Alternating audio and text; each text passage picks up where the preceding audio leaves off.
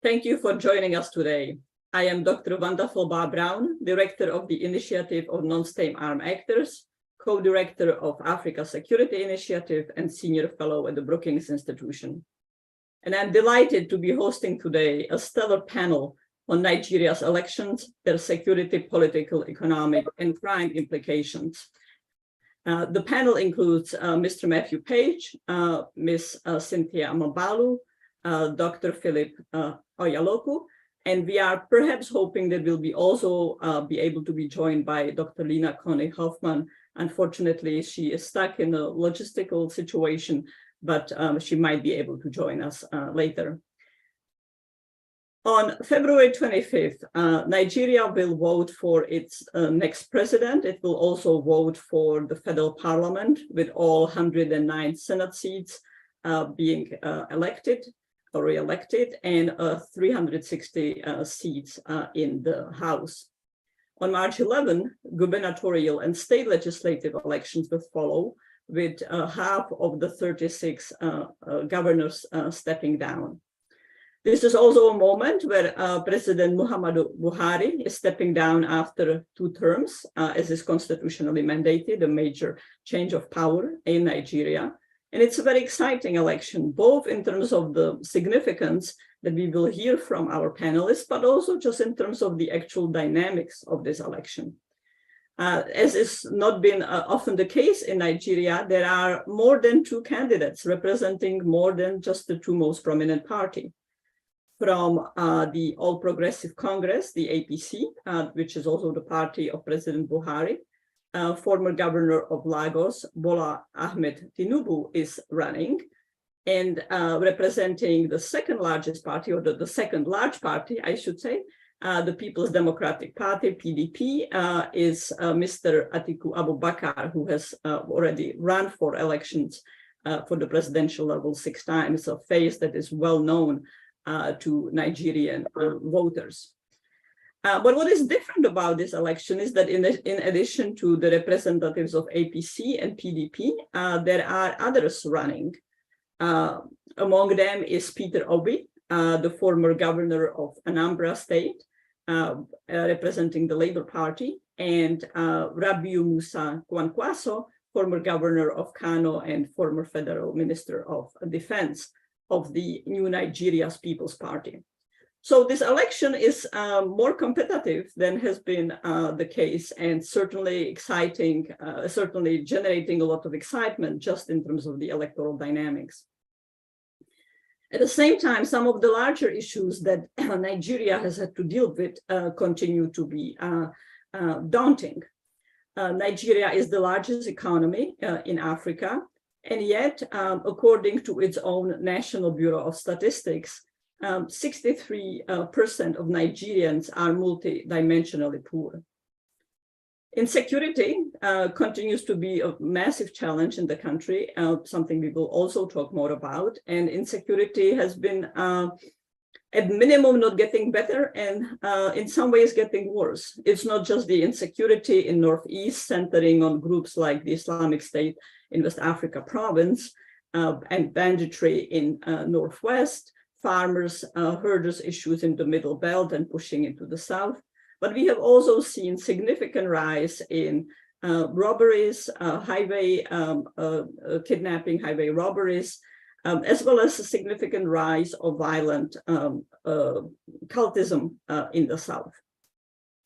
And last year, perhaps 10,000 Nigerians died as a result of violent attacks. And of course, corruption is something that has plagued Nigeria for decades, something that is foremost on the issue for many Nigerians. And still, some 77% of Nigerians remain dissatisfied with the pervasive corruption and with efforts to counter it. None of these are new issues. They might be new in their manifestations, but they have been a significant challenge for Nigeria for years to come. And so one of the big questions is, in addition to the exciting dynamism of these elections, how are the candidates promising to address the issues, and which of them will be able to do so, or whoever is elected, how will they be able to tackle those issues? So I'm delighted that I have really 3 stellar and hopefully 4 stellar panelists to elucidate those issues for us. Let me start with Mr. Page, whom I'm going to introduce and then ask the first question to. Matthew Page is Associate Fellow at Chatham House and non-resident scholar with the Carnegie Endowment for International Peace. He's also a non-resident fellow with the Center for Democracy and Development in Nigeria. I have highly recommend his book, Nigeria, What Everyone Needs to Know, that came out a few years ago, but in my view, it is still the thing to go to read as you are starting to, as you are trying to understand Nigeria, as well as particularly pertaining to the crime politics, crime corruption dynamics, his book, Understanding Kleptocracy. From 2003 to 2016, Mr. Page served in many roles in the US intelligence community as really the top intelligence analyst on Nigeria. This was at the State Department, National Intelligence Council, Defense Department, and elsewhere. So Matthew, I am so delighted that you are able to join us today for the panel and so eager to hear your views. Please let me ask you to give us the big picture. So this election is exciting because the dynamics, there is the obedient factor. How significant is the elections? What are the key issues, challenges, and trends at stake? Wonderful. Thanks, Fonda. And thanks to Brookings for organizing this really timely session. It's a privilege to speak alongside Philip and Cynthia. These are 2 people that I have enormous respect for. And it's very nice of them to allow me to essentially introduce and tee up some of the issues for them to talk about with their expertise. Real quickly, I want to sort of boil down, I guess, how I think about this election in terms of why it matters. So this is real big picture thinking, I guess. And you've touched on a lot of these issues, Fonda, in your introductory remarks. Elections in Nigeria are always this sort of seminal political event in a country of superlatives. So Nigeria is Africa's largest economy. By 2045, it will be the 3rd most populous country in the world. I like to point out the fact that its 36 states are really small countries in terms of their populations and budgets. 28 of these, as you mentioned, Vonda, will hold gubernatorial elections in early March. The remainder are on sort of have been knocked off their usual 4-year cycle, and so they take place at other times during that 4-year period. There are 93 million registered voters preparing to hopefully vote this time around, and roughly 177,000 polling places.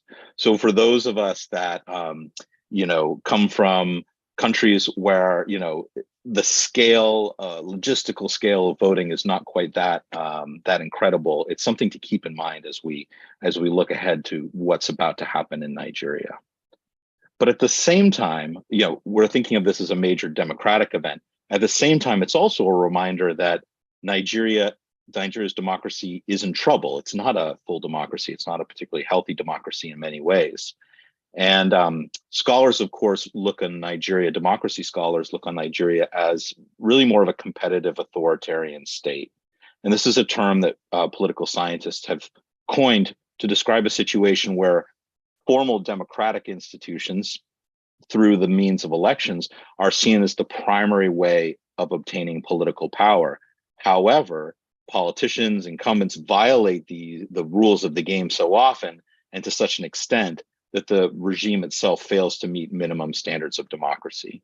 So it's one of those situations where a country like Nigeria has enormous democratic potential, and its democratic trajectory has crested and troughed at different moments. But at the moment, I would say that we are at a worrying juncture in terms of Nigeria's democratic progress, and I'll talk a little bit more about that. So it's important to remember that Nigerian democracy is in trouble, but also that Nigeria's political trajectory always has the potential to trend more positively. And I view Nigeria's elections both sort of these off-cycle elections I mentioned a moment ago, and also these every 4 years big marquee events as a chance for Nigeria's democracy to send a proof of life message to the world. This is something we're all looking at to sort of see where the wind is blowing in terms of Nigeria's democracy. It's also a key litmus test, I would say, for important institutions, not just the Electoral Commission, which is one of the largest, if not the largest, Nigerian government agency with an enormous budget, staff, both in terms of permanent cadre and ad hoc staff that it employs at election time, but also its judiciary, which has to resolve election disputes both before, during, and after the elections. Its police and military, which notionally is responsible for setting the conditions, secure conditions where people can vote, but often is involved in election rigging or disrupting the vote or favoring particular candidates.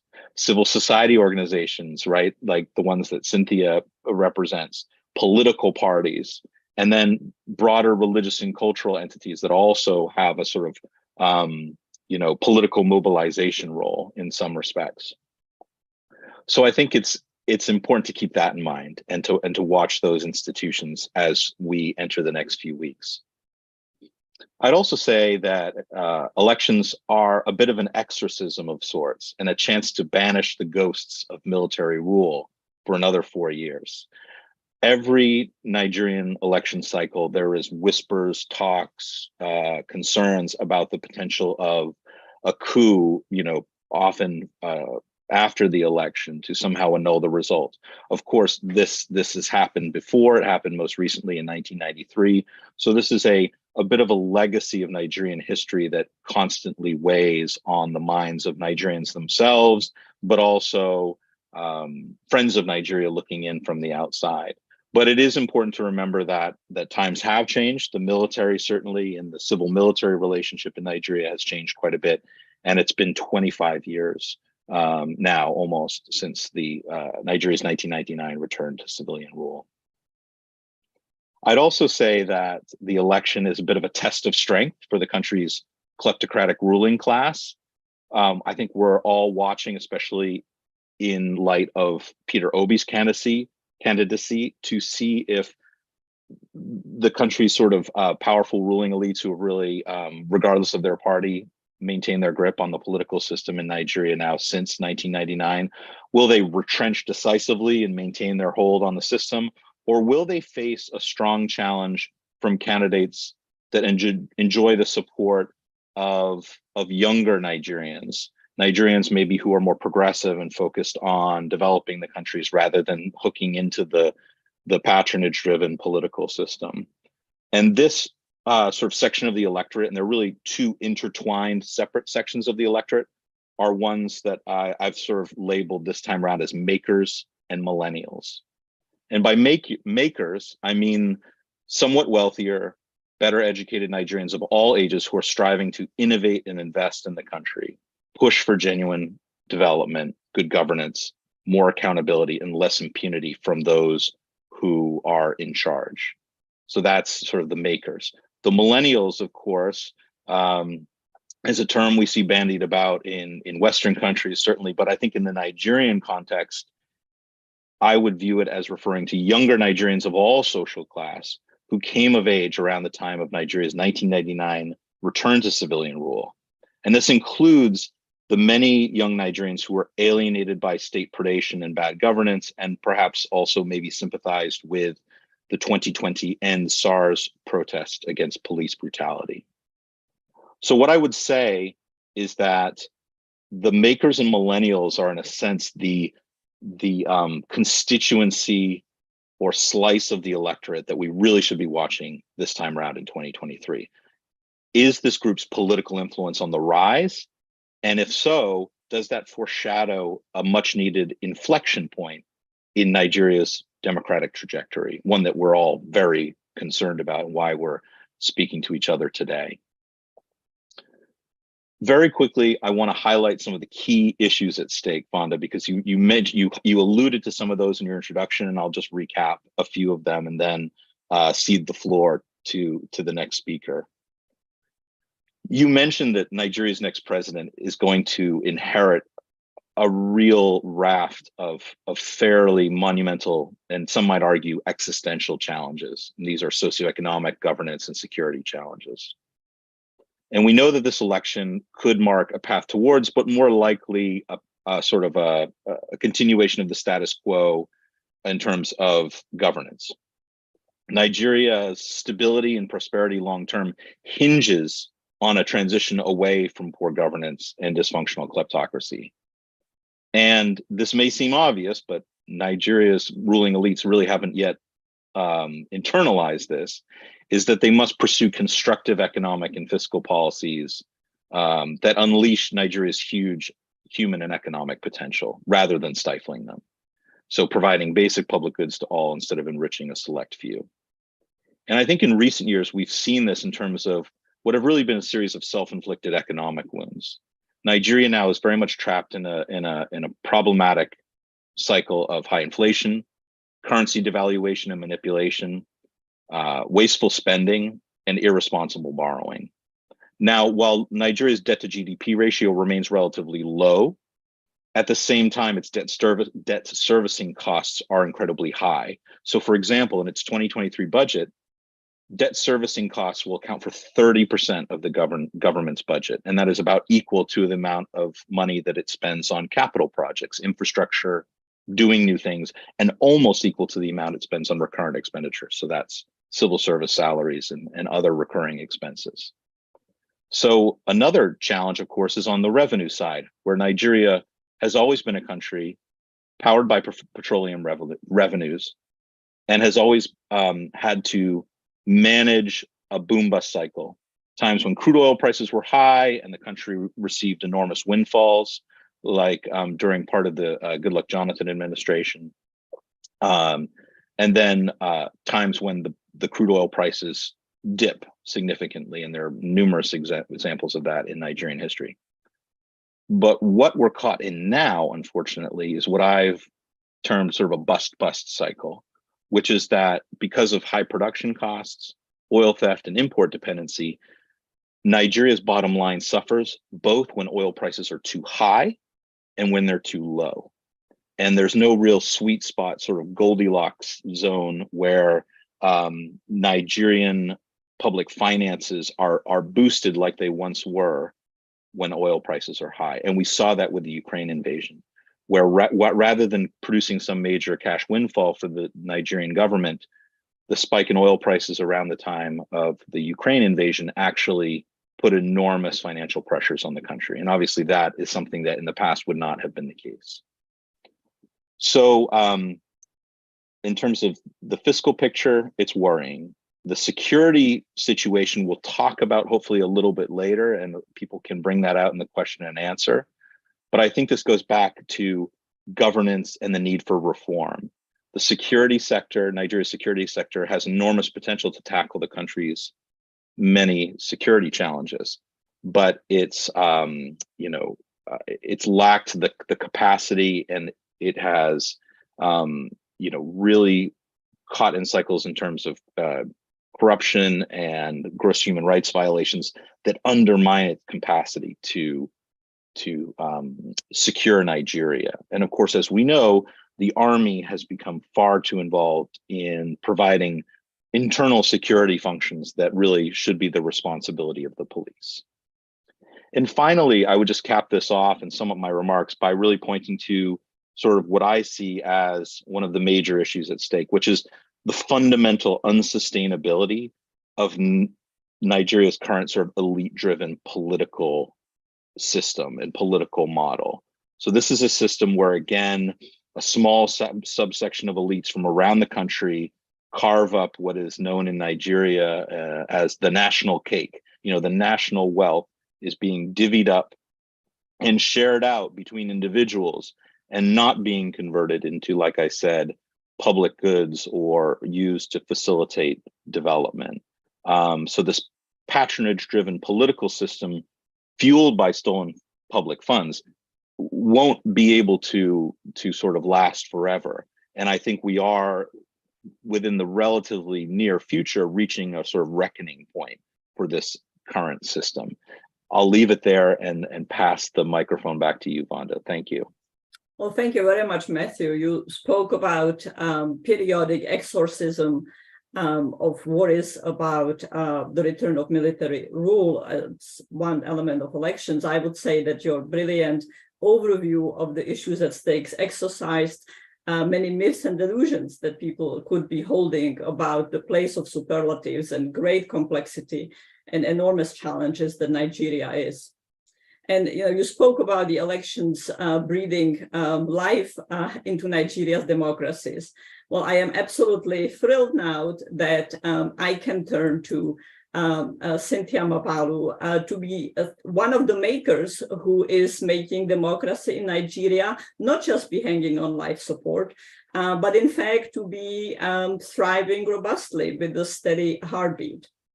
Ms. Cynthia Mabalu is the co-founder and director of programs at Yaga Africa. She is a lawyer in comparative constitutional law, and she specializes in human rights, democracy promotion, constitution building, women's rights, and encouraging the inclusive political leadership that was one of the issues that Matthew highlighted as absolutely critical for Nigeria. For the past 15 years, she has worked in a variety of very important roles in supporting sustainable democracies in Nigeria and elsewhere. And very importantly for our panel, and more importantly for Nigeria, she was actively involved in advocacy that led to the adoption of the Electoral Act 2022. And something that is now the rule system for Nigeria's elections, which is something I very much want to hear just in a second. I'll also just add that Ms. Mabalu is the founding member of Not Too Young to Run movement and Ready to Run campaign, promoting young men and women to seek political leadership, to break out of the pattern of very old men often representing the country. So, Ms. Mabalu, absolutely thrilling to have you here. We've already teed up the larger political issues, and I am very keen to get your take on the mechanics of the election, the significance of the Electoral Act of 2022. What are we seeing in terms of registration? Matthew mentioned violence, which is a pervasive feature of Nigeria's elections. How has it been playing out with violence this year? Over to you.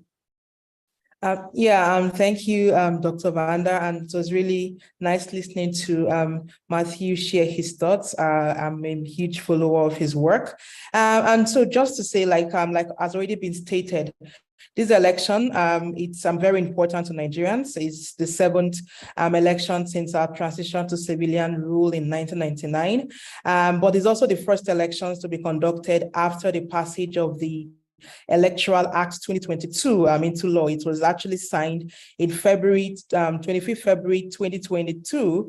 And interestingly, to be exactly 1 year after the law was passed, that would be having our general presidential elections. And so what's the context like for in this pre-election phase? So like I mentioned, it's the first elections that we'll be having with the new Electoral Act. And there are prospects with the passage of this law. And I'll just highlight four key issues to look out for with the Electoral Act and how that impacts on the process. And I think one major thing that has been the major determinant of conversations in these elections is electoral technology. With the new Electoral Act, technology will be playing an important role in our elections. Technology as it relates to accreditation of voters through the bimodal voter accreditation system, the BVAS, technology as it relates to electoral results transmission, and INEC would be deploying the INEC's result portal. The INEC is the Independent National Electoral Commission. We'll be deploying the result portal this is the first time for a national elections. There's been several pilots before now, but this is the first time for national elections backed by law. So technology is obviously very key in these particular elections, and it affects the process. I'll talk a bit about the process. The second issue from the Electoral Act that would be impacting on the process relates to the financial autonomy of INEC. This is key because it affects elections, the logistics and operations. The new Electoral Act provides for INEC for funding for elections to be released at least 1 year to the elections. And the conversations with INEC highlight the fact that the fundings were released early, and materials, election day materials like the ballot papers, results forms, the BVAS technology that will be used, all of those things have been procured and deployed to the state level. Now that is important because effective management of elections and logistics impacts on the process and the acceptance of the outcome. So we can say that that particular innovation in the Electoral Act did aid early procurement of elections materials and planning for elections, the logistics. And the other introduction in the law that would have a major impact on the process is the process on results management as it relates to the oversight power of the Electoral Commission on the process. So the Electoral Act provides INEC, the Electoral Commission, with the power to review results declared under duress, or results not declared voluntarily, or results declared in breach of the Electoral Act, the INEC's guideline, or the election manual. Now, this is important because before, what we had was once results were declared as by the returning officers, only the courts could overturn the results. So we had instances where results were declared under duress and those results were upheld. And so with this process, with this new introduction, there's a power for review of the reports, of the results that would be declared. So if you think around this, and then I think the last important, or the fourth, like I mentioned, 4 major issues that will impact on the process is the decision on overvoting. And I'll talk a bit around overvoting. Now, before, the Electoral Act provided that overvoting was happened where total vote cast was more than the number of registered voters. However, with the new Electoral Act, what is required is that where the total vote cast is more than total accredited, then the decision, the results for that polling need to be cancelled. Accredited means for elections with the deployment of the BVAS technology, only those who show up would actually determine the outcome. I want to just highlight broadly 4 key innovations in the Electoral Act that would impact on the process. But so beyond just the process, what are we seeing when it comes to to the numbers and then the issues? And I'll talk a bit about, because you also raised issues around youth and the supposed thought force, or what people call the obedient movement. And I'll talk a bit around the numbers. So it's an elections, the Electoral Commission has released the final figures of registered voters. We have 93,469,008 registered voters in the register of voters for these elections. However, for those who may not be familiar with the process here, while we have a number of registered voters, only voters who successfully collect their permanent voters card will be allowed to vote, because the Electoral Act recognizes that for voters to vote, every voter must present a valid voters card at the polling unit. So while the 93 million is the official figure, before the elections, the Electoral Commission will release the final data of numbers of PVC collected. So that gives us a sense on how many voters are expected or would be allowed to vote on elections day. But from this number, the interesting thing about this number is the story of youth. I'm glad Matthew had mentioned initially the potential role of young people in these elections. The data identifies that, or reveal that young people between 18 and 34 years old constitute over 30 million of the registered voters. So about 39.6%, which is approximately 40% of the voters, are under 34 years old or 34 and below. Now that is a huge demography that has the power, the potential to influence the outcome of the elections. Women and men at this level, we have about 48% women registered voters and 52% are male. But interestingly, the commission also was able to track disability registration. So for the first time, we have some sense of data on persons with disability in the process. And this is key because the new Electoral Act now mandates the Commission to provide assistive materials for persons with disability. So it was important for INEC to also identify this information to inform elections day planning. So number-wise for registration, that is what we have for candidacy. Based on the INEC's the Electoral Commission's list database on candidates, these elections will be contested by about 15,336 candidates. And these candidates are contesting for the office of the president, including the running mate, for the governor. 28 state governors will be elected because the other states fall under off-circle, but 28 governors, 316 House of Representative seats to be contested for, 109 Senate, and 993 state constituency offices to be contested for state assembly. So that is the number. But within this percentage, youth candidates, about 28.6%, are young people between 25 and 35 years old.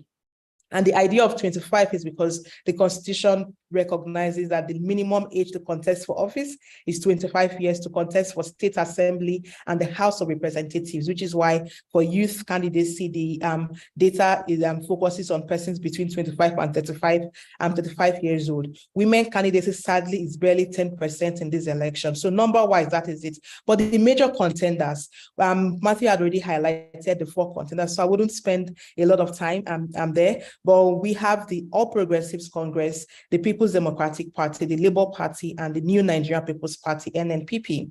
These so far are seen as major contenders for the presidential office. And so I wanted to, before delving into the process in particular, to talk a bit around the supposed third first, which is where you have the conversations around the obedience movement. And I think Matthew put it out that this is one major factor that a lot of people, I think it's created a lot of excitement back home, because ordinarily we always have, it's been a 2-person or 2-horse race, which is usually what we see in multi-party democracy, tendency of 2-party dominance. But this time around, we have a supposed third first, an imagined fourth contender. Although people would say NNPP may not really be a major contender, but I would highlight why I think it's also good to track what is happening with the NNPP. And I'll look at it basically from our data on the campaigns ongoing nationally. So Yaga Africa has long-term observers across the 774 local government areas in Nigeria. And what are we seeing? We're seeing that so far as at January, we have campaigns ongoing across the local government levels with and the 4 parties that have achieved at least over 70% of local government levels covered are the PDP, the APC, the Labour Party, and the NNPP. Now, what has made this a bit interesting is the obedience factor. So post the EndSARS, there were conversations around youth participation, and a lot of young people expressed anger with the system. The EndSARS was a protest against police brutality. So what happened was, as INEC commenced the continuous voter registration, we saw a spike in youth registration. The data from the Electoral Commission indicated that for new registrants, young people 34 years and below made up 76% of new registered voters from 2021 to 2022. So it showed that a lot of young people were very interested in participating. However, there was a major game changer during the party primaries. There was a question around which candidates best represents youth interest. And at the time, the All Progressives Congress and the People's Democratic Party had their party primaries, there was a lot of question around who was the possible candidates. Now, Peter Obi was a member of the People's Democratic Party, and he had on, he had identified that the party wouldn't give him a fair competing chance at the party primaries, and he had moved from People's Democratic Party to the Labour Party. Labour Party had always been a political party, but did not have national prominence. Now, so it's a combination of factors, basically. First, you had increase of youth registration, young people looking for a candidate to support. And then there was this individual who seemed to present a position that he was challenging the existing patronage system. He was challenging the establishment, and he was presenting a different front for young people. And so the moment he moved to the Labour Party, it seemed to have, it inspired this spark, and we had younger people connect with him. While there's an argument that a lot of young voters still support the other parties, but if you look at the demography of supporters for P2B, they are majority young people. And the obedient movement, what it has done, one, is to give us that supposed third first, but it has also influenced the quality of campaigns. So conversations around issues, we have a lot more focus around issues. Now, if you follow conversations on social media, issues around security or insecurity, as the case would be, because we have multidimensional levels of insecurity in Nigeria, different from what we had before. And unemployment is also it's become a major issue, unemployment and job creation, which makes sense because of the high rates of youth unemployment. And then also issues about poverty and the growing force scarcity and what have you. So these issues, for some reasons,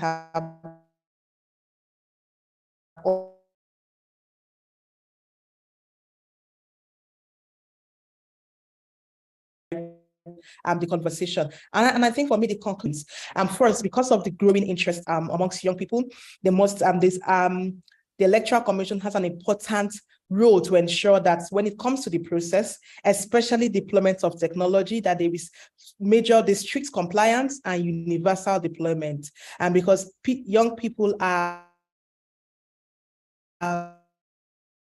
have indicated interest to participate. So that's first. The role of INEC to build confidence in the process and ensure compliance to the rule. The second is the quality of campaigns and investment in voter education, especially around how elections are won. Because with the level of competition and controversy, there is a likelihood that the electoral outcomes may be contested. So it's important there's better information around how elections are won and parties committing to accepting outcomes or leveraging on the courts to challenge outcomes if they are aggrieved by that. And I think the third issue is security. The commitment of security agencies to guarantee security in the elections would impact on one, turnout, and would also inspire confidence on the outcome.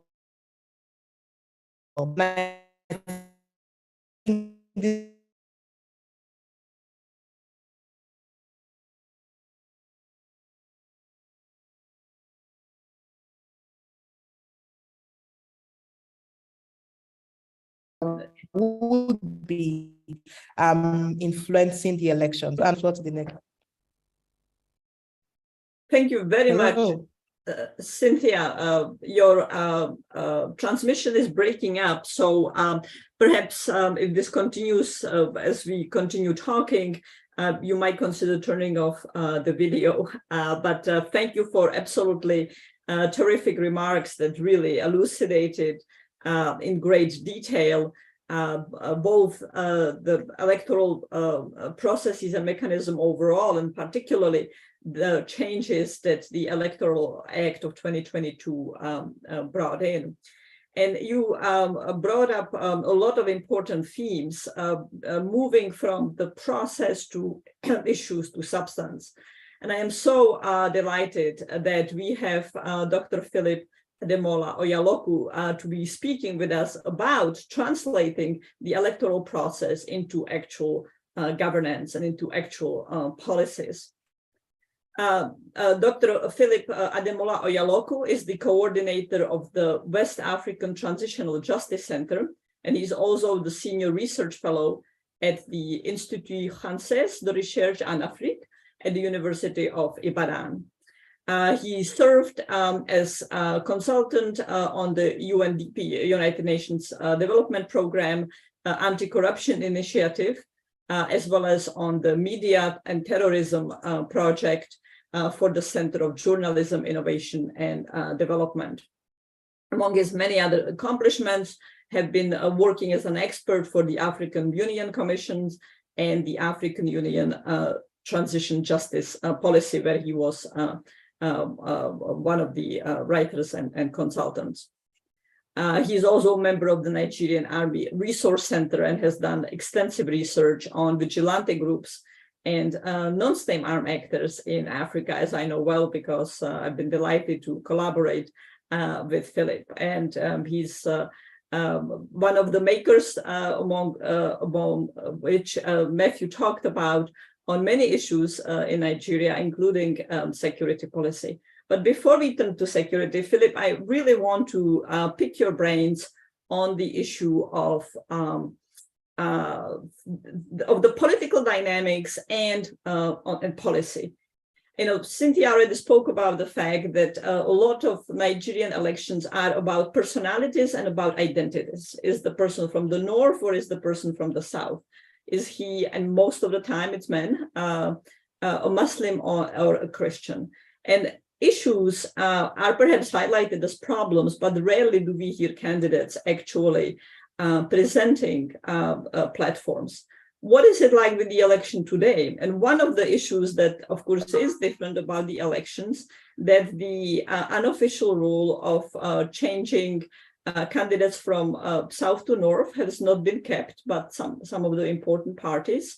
There is frustration in the south that some parties are not featuring Christian as either a president or vice president, and both president and vice president are Muslim. And there is very much the sense that this is the Southeast moment. The Southeast has long in Nigeria felt that they have been marginalized, they've not been able to hold on power, hence another element to the obedient factor, to the Obi's candidacy, beyond challenging establishment, beyond challenging the two parties. Please, your thoughts on any of those issues. Yeah, thank you very much, Vanda, for the very warm introduction. I'm happy to be invited by the Brookings Institution through you. You know how very much I'm in awe of your work, and it's been a privilege to collaborate with you. Yeah, thank you, everyone. It's also a privilege to be on the same panel with Matthew and Cynthia, and it's also been a learning experience for me from the kinds of data they have been churning out. And I hope I still have some very little thing to contribute after those very wonderful sessions. Now, I would love to start from where Cynthia ended, and I'll try to make my intervention or my interventions from the perspective of an ordinary citizen, an ordinary Nigerian who is part of this experience. Now, I think we're back to 2015, when it seems that the political climate in Nigeria is a bit heated up, especially because of the socio-economic conditions, and people are just tired. And they are now in desire of a change which had been promised, you know, at inception of this current administration. And so we're back to where you just want fresh air, you just want a breather from all of this, as you think that at times there seems to be no solution for where it's emerging. And now, what we have been offered, especially from the platform of civil society in Nigeria, of course, in collaboration with some government actors, is that technology is going to be a major game changer, you know, in this election. And this is nothing new. If we go back to even 2015, when, you know, you had to do the voter accreditation system, and there was a bit of panic even by the incumbent government in terms of how this might, you know, play into their advantage. But because of my interest in the social implications of technology of recent, I've always been a bit wary of the kinds of expectations that we have when it comes to technology. Fine, it's always often automated, but even recently, we've had some discrepancies in the announcement of the upturning of elections in one of the states in the Southwest, Osun State, where a candidate was declared as, the winner of the election, and some weeks after the election had been overturned. And I think this was supposed to be like where the technology itself was introduced. And so much as we are trying to, embrace the use of technology, and rightly so, having been drifting gradually towards the era of the Internet of Things. Of course, we're there already. We're just embracing that in Nigeria. Of course, Lagos is fast becoming a smart city. You have to use cards to enter public buses and stuff like that. But we have to also be wary of the human factor when it comes to the embrace of technology. And I would like to, put it on the table that if we lack digital infrastructure, then it's going to be a bit challenging when it comes to maximizing what technology can offer us. And so when the beavers on the election day fail to accredit voters, then a lot of people may be disenfranchised, and only accredited voters could also have their votes count. And so what are the states of this machine? How many of these machines do we have? I'm not sure this is very public knowledge. How many have been disseminated to the polling units? Who are those that are going to operate these machines? How competent are they? What are the mechanisms, that have been put in place in terms of trying to manage this digital infrastructure that has been introduced currently? These are some of the very important questions that we need to ask. And I said this because those that have been following this news in Nigeria will be aware of the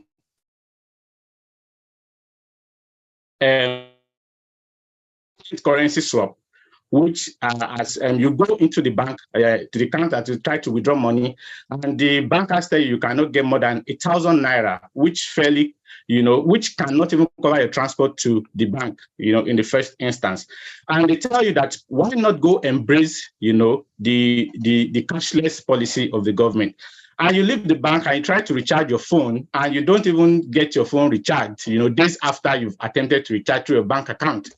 And so where there's a lack of digital infrastructure, I think there should be less enthusiasm about how technology will be like a major game changer in all of this. Now I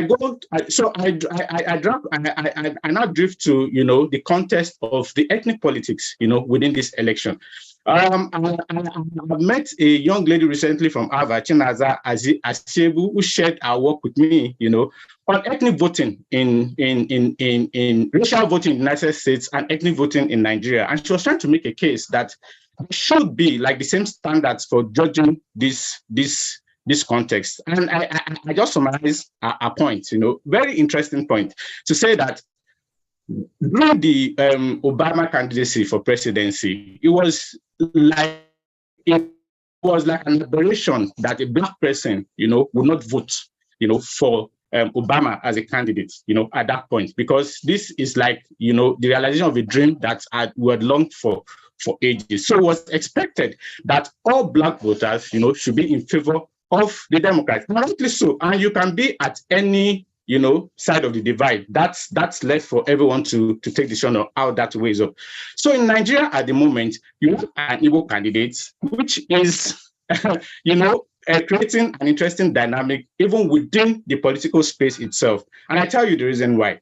Now, it's ordinarily expected that for someone to win an election, he should have a strong support, a strong political base, within his own local territory. But what is happening at the moment is as if the Southeast, that has desired so long, to have a go at the presidency, or to even occupy the seat, not to have a go, to occupy the seat, because we've had presidential candidates from the Southeast, in the past, to occupy the seat, and now stands a very serious chance to occupy this seat. Also has some dissenting voices, within the Southeast.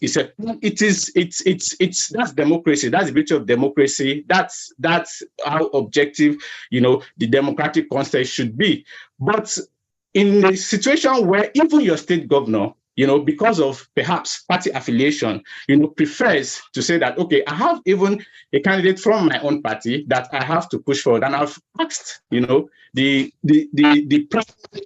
prime candidate from the South is to return back home, to return back to the party, in order for him to be able to realize his achievement. So we have a bit of interesting dynamic when it comes to the trend in which the vote itself the trends of the voting, on regional basis, as these elections unfold. And I say this because there's, as you all know, there's also been and this is tied to the history of the secessionist legislation that goes back to 67 to 70, and the emergence of IPOB as the new hope of trying to liberate the Southeast from the marginalization and whatever socioeconomic stringent conditions that they've been experiencing in the past. So, with the emergence of IPOB and the order of sit-at-home that has also wrecked the economy there, they seem to want out of the Nigerian state. And this is of course, this is the quest of every secessionist agitation. And even though we've had news of factions within IPOB itself, and perhaps a certain faction has said that has lifted its own orders of curfew, some other factions are saying that they're going to allow, the elections to take place.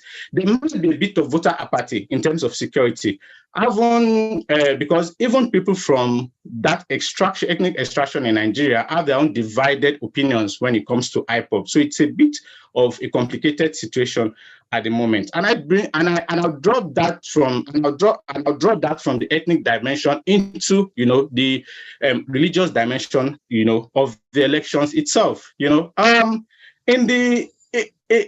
For me, when it comes to the question of identity and politics, or even identities in general, there seems to be a bit of a difference about how people try to process this, both in the South and in the northern part of Nigeria. Of course, let's even stay in the middle belt, where you have a fair share of Christian population, and some will even contend with you that in some states of the north, you have more Christians than Muslims. You have an ethnic configuration in which the basic means of identity in religion has even become a means of ethnic identity within some parts of the north. And this is the way I process it. And this is very personal from my own research. You and some others may have, divergent views from that, and rightly so. But my own processing of that is the fact that when it comes to the northern politics, there is, the play up of, these religious identities, and it's because of the kind of influence that some religious leaders, have when it comes to the political climate or even the socioeconomic climate in some of these states. Those that Matthew referred to as the elites and some of these other people have great influence on persons, when it comes to the decision-making process. I was having a conversation with one of my former lecturers sometime late last year, and he made me realize that perhaps we may feel that some northern candidates are disadvantaged because of their religious affiliation. But one thing that stands out is that there seems to be a sort of unison of a voting pattern when it comes to northern Nigeria. And so there seems to be the influence from wherever, all voters when it comes to the choice of candidates for election. And this trend has been on, in previous elections. And so religion is going to play a major role in all of this. In the South, you have a southern candidate, from Lagos, of course, or from wherever, who is running a Muslim ticket. Of course, this is public knowledge. And a lot of Christians in the South are not very comfortable with this. And this has also been a major point of campaign. I tell you for a fact that the Christians in the South, of course, from my own experience, because I've been in the South for a while now in terms of residence. And so there's a bit of an active campaign, to say that there seems to be the attempt to conclude an Islamization project in Nigeria, wherever those, and they have some facts, to back this up. Whether these facts have been properly checked or not, I leave that to each of us, to decipher. But but whatever it is, one thing I can say is that within the present political climate in Nigeria, there seems to be, it's a renewed interest, a invigorated interest like we've not had before of course, maybe as Cynthia has made us realize, based on the participation of youths and interest of the youth, population in terms of the electoral processes, or because of the socio-economic pains that, people have now, or because of the belief in the fact that technology can even play a very important role. So there seems to be a bit of a reinvigorated interest in knowledge about the election and its processes. I should also say that within the civil society, there have been a lot of, advocacy. Primetime News, you see Yaga Africa, for instance, the co-director, trying to, educate people on each part of the electoral act, so that they're knowledgeable about the processes and how to go about it. And this is very important. I think I have very little time. And let me end on this note to say that we're also at the point where there seems to be an emergence of a sort of dictatorship from the electorate, if I could put it that way, such that when it comes to those who choose to be neutral within this electoral cycle, vote is your power, your vote is your right. But I stand from a very theoretical perspective to say that people should not be forced to make their choices, because when it comes to trying to make choices, it's basically based on individual or communal experiences, and definitely we're not, except we're not running a democracy as it should be, then we not have, people,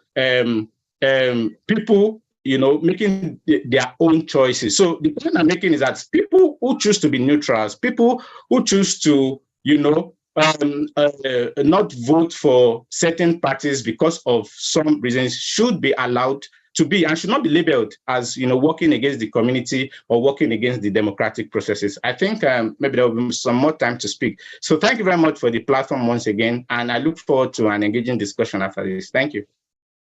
Well, thank you very much, Philip. You brought up a very important issue, which is freedom not to vote, and the pressures that are often multiple to vote for particular candidates.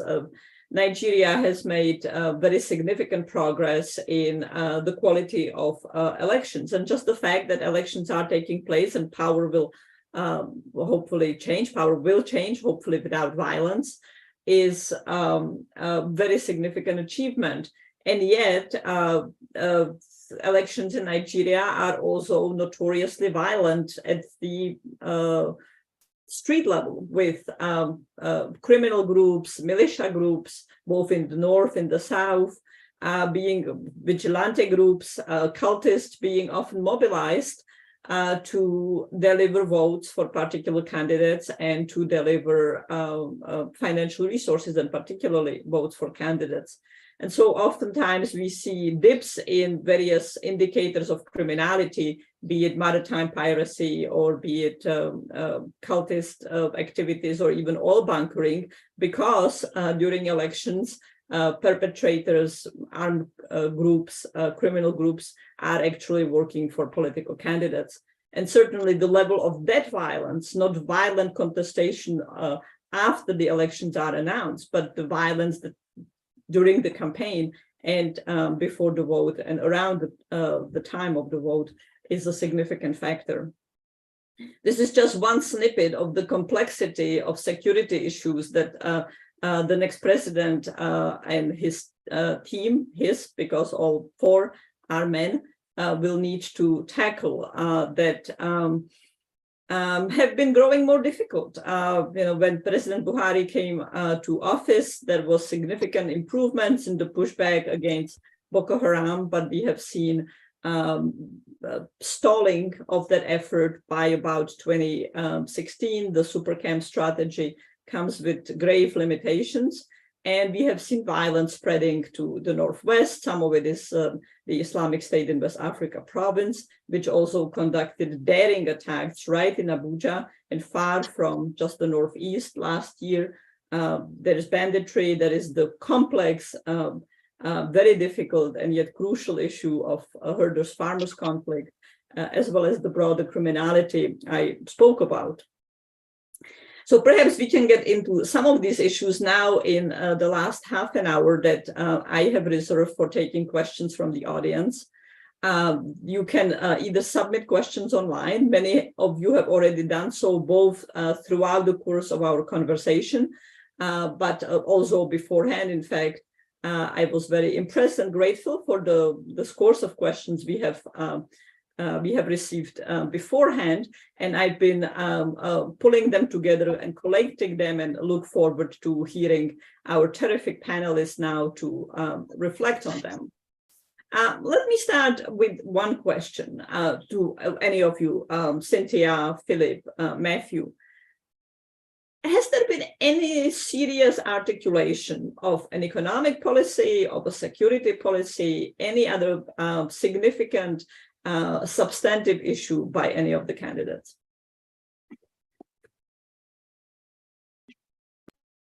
Any one of you, please, just jump in, please.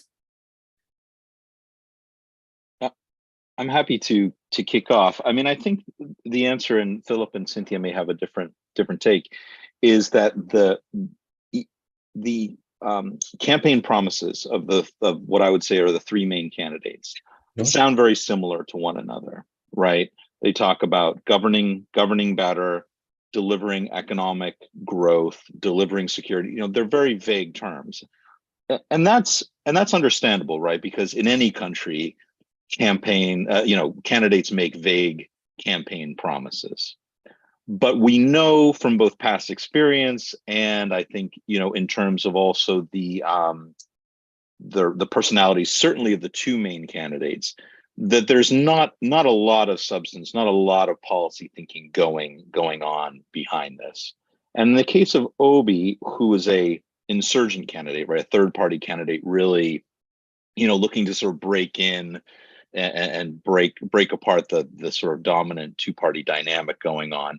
It's understandable, right, that 110% of his campaign's energy is going into campaigning. They're not sitting there drawing out policy documents and policy platforms. But certainly for the ruling party and the main opposition party, they in theory should have a more detailed manifesto. But this goes back to what I was saying about the unsustainability of the sort of current, patronage-driven political system in Nigeria, which is policy for the most part, right, is an afterthought. And a lot of Nigerian governance, as we know, is very, very ad hoc, very reactive, very much often driven by private pecuniary gain. A good example, right, is the decision to reprint the Naira, in the run up to the election. I mean, this was clearly a very poorly disguised attempt to create scarcity, of a commodity, i.e., cash, a basic one that every Nigerian used ahead of the election, so that those with political connections, of course, would have access to the new Naira, and those without, or those trying to break in from the outside, the sort of the insurgent candidates, both at the national, state, and local level would struggle to do so. And I think that, there are countless other examples, right, of how policy decisions are not taken according to some sort of broader strategy, or taken even in terms by experts, but are taken very much, without within some sort of coherent framework. And so I think, unfortunately, right, this election, these campaigns are very much falling into an old mold. And I recently described sort of Obi's campaign even as sort of conventionally unconventional in that sense. Yeah, so maybe just to add to that, I think one of the things we're beginning to see, this election is, which is a positive, especially as it relates to influencing the campaigns.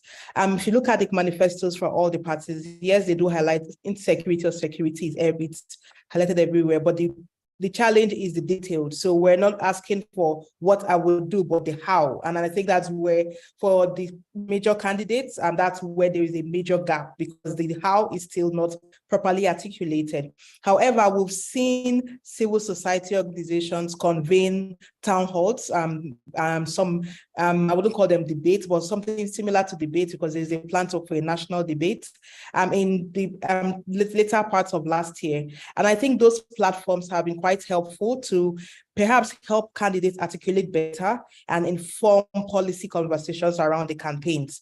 It has not achieved all the objectives it sought to achieve, because the goal was to inform issue-based campaigns that highlight strategies on how these promises would be achieved. While we've not seen that level of, how would I put it, consciousness around the candidates to articulate these points, but at least for some of those platforms where we've had town halls, I know we had some on different media channels. Not all candidates, the APC had not been very receptive of some of those platforms, but at least it has promoted conversations around these issues. And we're hoping that the later part of the campaigns would focus on the strategies on how these promises would be achieved, especially security for one. It's not a simplistic conversation. There's a lot more that we need to hear from the candidates around how these issues would be addressed. Philip, would you like to add anything? Yeah, just very briefly, just to say that perhaps the idea of fact-checking, that's as proliferated in Nigerian civil society may have scared some candidates, in trying to, try to make promises where make references to data that they cannot, validate. And so that has, put a bit of caution on them, and rightly so.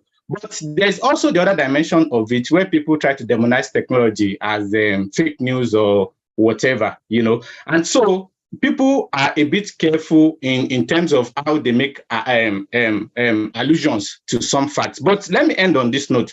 There's a lot of difference between knowing the issues and understanding these issues. So what I've observed, in all of this, in most of the candidates, even those that have been put forward as, the drivers of the new change, is to know that they know this data, they could access this data, they believe in what is happening in other contexts, but for them to properly contextualize this data within the Nigerian situation has been practically impossible for them, So you hear very blanket statements like, in 3 months, I'm going to end terrorism in Nigeria. In 2 days, I'm going to solve the economic problems and stuff like that. Instead of telling us things that they're going to do. I end on this note. I actually felt, and this is not a very conventional thinking, that the approach of Tinubu at Chatham House of trying to bring people who, in quotes, were competent in different fields to make interventions would have been a sort of learning for candidates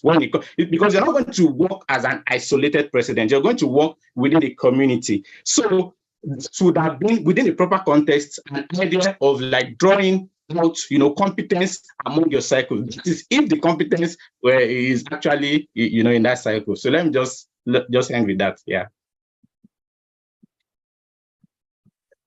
Thank you. We have received many questions about the quality of the elections, and particularly what will happen, how the losers accept the elections. Are we going to see a lot of allegations of electoral fraud, demands for recounts? And even in that sort of thrust of questions, group of questions, quite a few of our Nigerian participants were actually raising the issue whether the military would accept if Peter Obi is declared winner, if the insurgent outside candidate busts the system.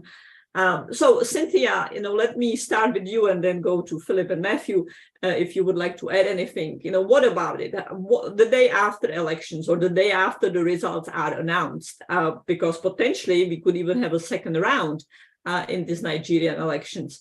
What is likely to happen in terms of losers accepting the results? Will the courts be able to process challenges? Your thoughts on that? And is the military going to accept any result? Well, I think I'll start with the easy one. We're not looking forward to a military's acceptance of an outcome. We're not looking at this as a major determinant. And the major worry we have with military is when it comes to security deployment, if deployment is done in a way that guarantees confidence rather than deters participation, because there are different levels of deployment. And if the military is professional and non-partisan in its deployment, that we believe is what would impact on the process. But yes, there's a worry around acceptance of outcome, and because this is the first time we can't really categorically state at this point who would win the election. So it shows that there is going to be competition. However, I know there are efforts amongst partners to get political parties to commit to a second peace accord. There was a peace accord signed earlier, sometime in 2022, around campaigns, but there is a plan for another peace accord before the elections. And one of the major issues in the peace accord is committing to accepting outcome of the elections and resorting to the courts if there are grievances with the outcome. And the goal is to popularize this accord. Now, accords are not, they are more of persuasive effect. And the idea is if people commit to this, we can hold them accountable to their commitment. The other part is already around voter education, because one way to counter the threat of post-election violence based on misinformation on how they process how elections are won is adequate voter education in the pre-election phase. I believe a lot of populations still do not understand the importance of winning majority votes and the required constitutional spread. And that is one of the things that we believe would be a trigger. But do we have worries that this could lead to post-elections violence? Yes, for either party. For anyone that wins, there would always be the other section who do not agree with the result. So there's a major worry around that, which is why in my conversation, I talked around things that we could ensure and mitigate those violence. First is compliance to the rules and procedure on elections day. Once a section believes that there was injustice in the conduct, in the process, there would be a major challenge. So for instance, issues around deployment of technology. And one of the things we've seen in previous elections, if a particular geopolitical zone believes that technology was not used in the other parts of the country, they would question the outcome. If people question the results figures from other parts of the country, then it would be a major trigger for violence, which is why compliance when it comes to the administration of elections, to the rules and procedure is key. Managing logistics effectively, because if you have late commencement in some locations, it would be seen as an injustice to those people in that location. So one of the things the Electoral Commission must seek to achieve is that there's fairness across board.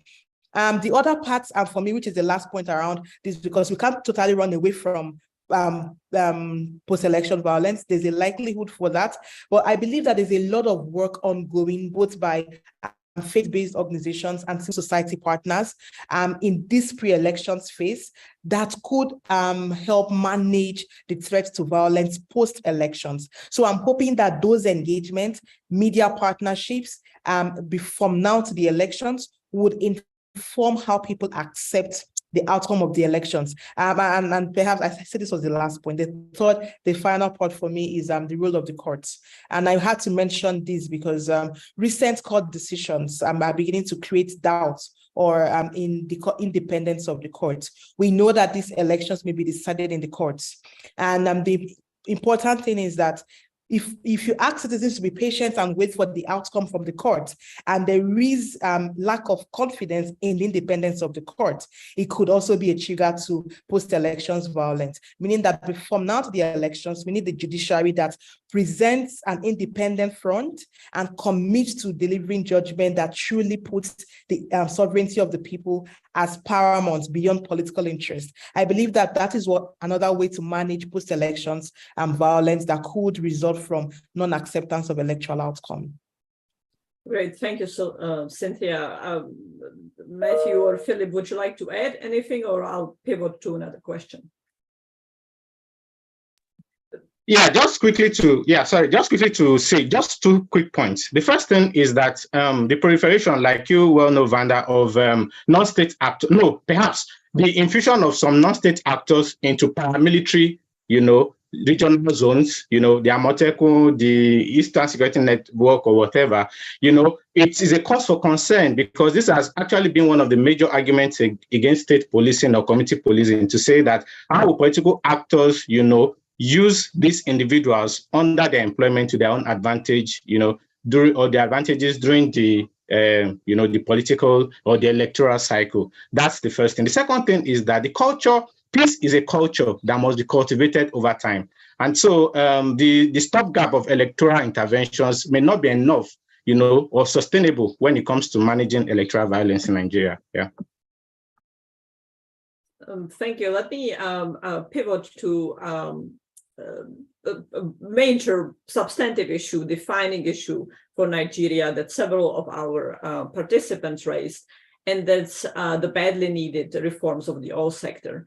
And Matthew, let me start with you, given your tremendous work on corruption and kleptocracy in Nigeria and beyond. That is a fundamental issue that Nigeria must accomplish. It's also a very wicked problem, and comes with many political consequences. So finding the wherewithal to fight patronage systems and conduct meaningful anti-corruption and broadly oil reform measures is a tough one. What are the prospects that any of the candidates would take it on meaningfully once they come to office? And one of our participants is asking specifically whether OB is better positioned to do it than others. Well, certainly that, I think, is the perception or the argument that is being made. I think that the bottom line is that that issue that I mentioned earlier, where Nigeria's current political system, right, is sort of fueled by petroleum funds that are siphoned out through a variety of means. It's an extremely complicated picture, one which is damaging to the economic lifeblood of Nigeria, but mainly it mainly benefits elites. And we also know that elites have political elites have strong connections, family connections, connections of their personal networks into the oil business. The supposed reforms that took place under Buhari of the oil sector and the NNPC, I think, were relatively superficial. I think that the NNPC remains sort of a sort of fountain of corruption and sort of the engine room of Nigeria's kleptocracy in many ways. In a sense, the reforms were meant to inoculate the organization against the criticism that it had been receiving in many years, but it remains a company that is not transparent, not subject to rigorous oil oversight. And so that poses enormous problems for Nigeria's incoming president, both in terms of it being a revenue source for the country, but also, the pressures on him, or even if that incoming president does have a desire to reform the oil sector, which of course, as we know, is necessary to attract investment. It's necessary to address many of the environmental and climate impacts of Nigeria's oil sector and the health impacts. As we know, anyone who spent time in Port Harcourt knows of the air pollution there. Anyone knows of the sort of damaging effects of gas flaring and oil pollution on the environment in the coastal regions of Nigeria.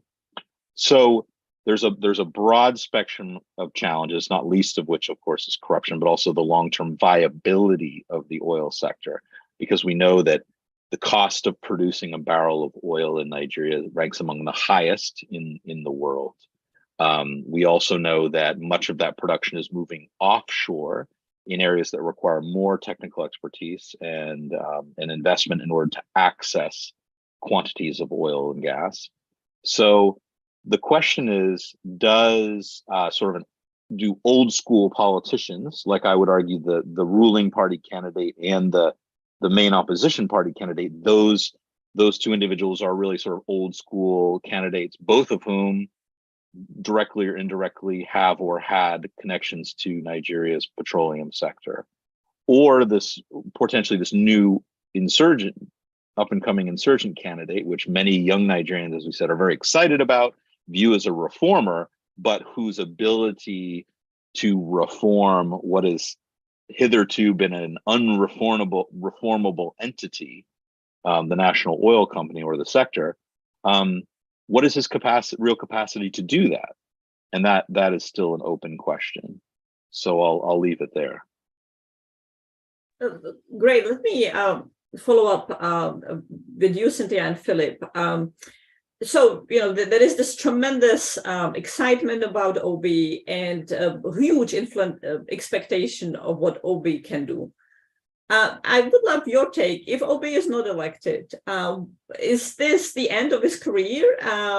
Or is he going to be, the Labour Party has nowhere the machinery that PDP and APC have, right? There is excitement about him, but the on-the-street mechanisms of getting the votes are favoring the traditional parties. Are we going to see him, staying on or running again, building the political machinery? Is kind of one question. And Philip, for you, some of our viewers are asking whether we could see amplification of secessionism in the Southeast. You spoke about IBOP. Certainly, when I was last in Nigeria, I was struck by the amount of talk about secessionism. It's not new, but the frequency, the intensity seemed different, at least from sort of, thumb in the air kind of perception. And now, of course, there is the OB fascination. So, Cynthia, OB's chances, the implications, if he's not elected this time around, and Philip, are we exaggerating the threat of secessionism in the South? Well, thank you. I had this conversation last week actually around what happens, right?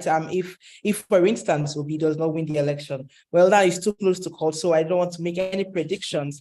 But for me, one of the things I'm excited about is the fact that his emergence as a candidate sparked interest in the electoral process.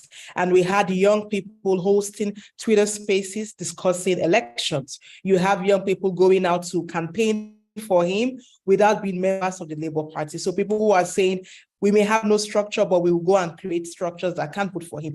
That level of activism is needed, or political interest amongst young people is needed for our democracy, especially where we need more citizens to be engaged and to ask questions, which for me, if you think about how will this impact on his elections, for me, post the elections, whether he wins or not, I believe that what makes a movement sustainable is its ability to to transform into a viable platform. And for me, not every election is won first contest. Sometimes an election is to be won in the next electoral cycle. And so if for instance, he doesn't win the elections, what I hope to see is that he sustains this engagement, transforming this movement into some level of citizen consciousness in demanding accountability, but focuses on building the platform to the next elections. Because we have the 2027 elections, and a lot of politicians are already campaigning for that particular elections. So his ability to move this movement into a national platform that consistently engages till the elections, I think that would keep his supporters connected to the issues, but will also inspire more support base for him towards the next elections. For these elections, one of the things I would say for the obedience movement is, yes, elections are politics is local. Our data is showing that for the Labour Party campaigns, we're seeing between 65 to 70% campaigns across the local government areas, which shows a lot of work needs to be done. So it also requires that beyond the presidency, other candidates running for the other respective offices must also be campaigning actively, because that is what promotes a party platform. So it's beyond the office of the president for the Labour Party. For the legislative offices, the Labour Party also needs to show that level of force in its campaign. That for me, I believe is what would push its popularity, but transforming from a movement to a platform, engaging to the next election, it's going to be key for P2B. Well, we are about 7 minutes away from closing what could be a conversation for hours. And, one of the enormous joys of going to Nigeria each time is to be able to have very long conversations at a disco for long into the night about all manner of political and substantive issues. So we will not do it with the disco today, but we will host other events on Nigeria and Brookings, and very much looking forward to continuing our dialogue. So I have a last question for each of you, if you can sort of limit it to perhaps a minute and a half, 2 minutes. Let me start with you, Cynthia, but also let Philip and Matthew know the question. So for you, Cynthia, we haven't spoken about the issues of IDPs, internally displaced people in Nigeria, of which there are millions, whether they have been displaced by Boko Haram and ISWAP, herders-farmers conflict, issues in the South. How will they be able to vote, and particularly those who are not in camps? This is very significant, as the governor of Borno, Mr. Zulum, for example, has been massively driving people out of IDP camps, whether or not they are in fact going into safe areas. And Matthew, for you, what are the implications of the elections for US-Nigeria relations? And Philip, for you, this issue of what kind of significance will the elections have for ECOWAS and Nigeria's role in ECOWAS? So Cynthia, in about 2 minutes, please. Yes, sadly, the IDP voting framework that we currently have focuses on voting in identified or the formal camps. So currently that is what INEC provides for. However, there is no clarity on how individuals who are not in these camps would be voting. But a lot of engagement is going on with INEC to provide a better guideline or a more inclusive guideline for voters who have been displaced for any other reason. So that's one point. The second part I wanted to also highlight is on technology. Why? Because for accreditation of voters, that the BVAS would be used. One, we've confirmed that all the BVAS machines have been deployed to all the states for every polling unit. There were some faulty ones that would be replaced before the elections. But why this is important is because it also affects IDP voting. The BVAS is configured to polling units. What this means is there is already. But it's such an important one, and I know there'll be a lot of policymakers tuning in or watching this video later.